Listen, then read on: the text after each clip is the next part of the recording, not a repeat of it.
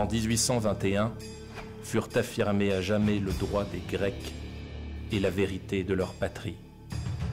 Tandis qu'un rassemblement panhellénique réunit toutes les opinions nationales, et tous dirent que le bonheur naît de la liberté, que la liberté naît de la vaillance, et les plus hardis des Grecs se lancèrent alors dans la guerre.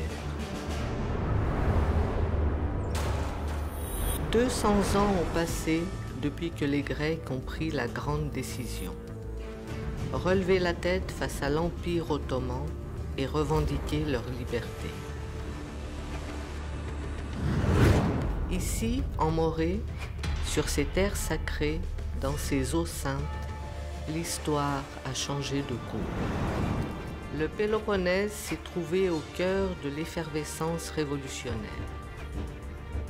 La société des amis elle-même l'avait choisi pour berceau de la révolution grecque et avait initié à ses objectifs les plus importants personnages du pays. L'un d'entre eux allait devenir une légende. Son histoire est devenue notre histoire et ses exploits ont retenti jusqu'au bout du monde.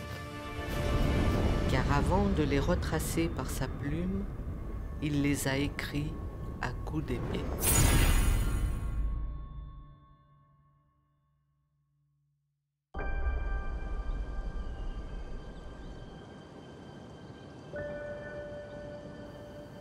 Alors, Ibrahim donna l'ordre de mettre la Messénie à feu et à sang, de brûler tous les arbres fruitiers, toutes les maisons.